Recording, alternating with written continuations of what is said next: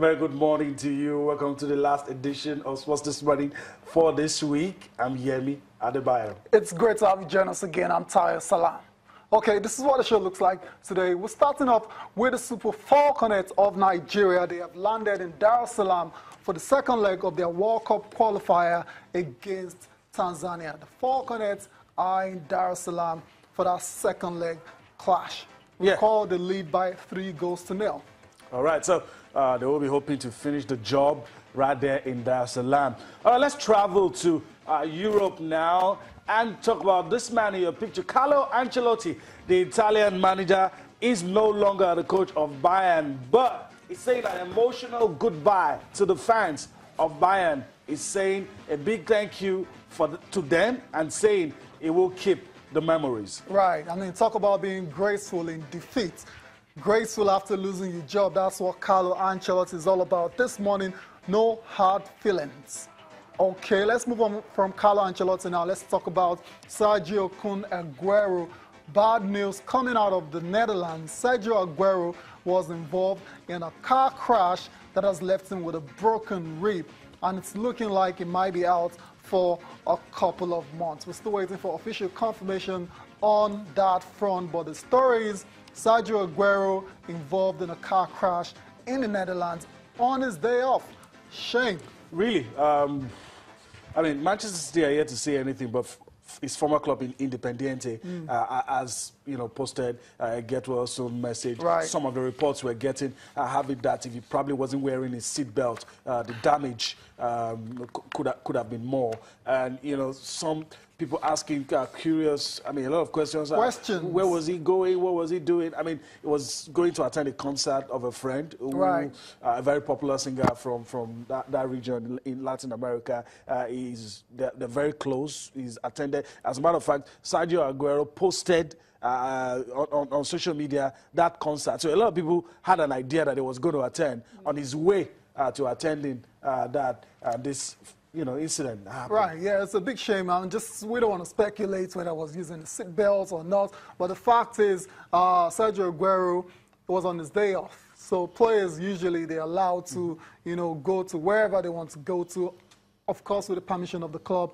That's why it was in the Netherlands, and when this incident happened, Man City have actually come out to confirm that he was indeed injured in the car crash. And like I said earlier, we're just waiting for official confirmation of how long Sergio Aguero will be out. They still need to obviously, do a medical checkup on him to see the extent of the injuries he suffered in that very unfortunate car crash. And it's coming out a very, very bad time for Manchester City, because this weekend record the take on Chelsea. It couldn't be any going worse. Into that game, without your best striker. A lot of people say that over the past couple of seasons, he's the most consistent striker in the English Premier League, and is a potent weapon. And to have this happen to him at a time when everybody believes that Manchester City is on a roll. Right. They seem to be just steamrolling everybody. Pairing him with Gabriel Jesus seems to be paying his dividends now. And now, probably there's going to be a formation change. There's going to be, Pep Guardiola has to turn things around. And like I said earlier, we'll just wait. All we have now, a lot of things that are being put out there. So we'll see. For instance, how long he's going to stay on the sidelines. For sure, he's not going to be involved this weekend. Unless he's Superman or something. I don't know. I don't think so. So we'll see what happens. But it really is for a side that really wants to win the league and do well. A potent weapon like Sergio Aguero is going to be a big miss if he's not going to play. Huge miss for Manchester City there. Sergio Aguero definitely out of that crucial Premier League clash against Chelsea on Saturday. So that's it for Sergio Aguero. Wishing him soonest recovery. From Sergio Aguero, let's move on to good news as well, from one bad news to the other.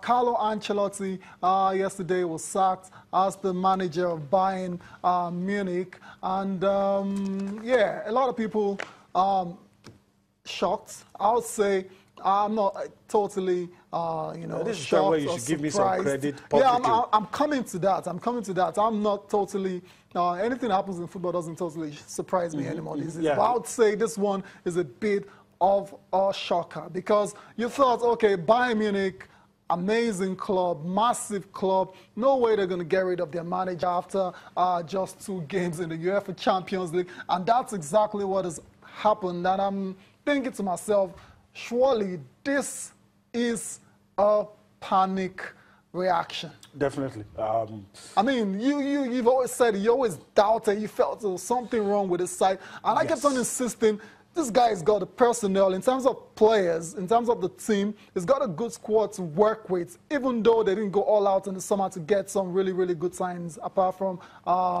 James and a couple of other ones. But still, I felt he still had everything. He had the tools to work and, you know, produce a successful season. But it appears that loss against PSG was the final I think straw. the guys at Bayern have concluded that there was no way Carlo was going to make this team better.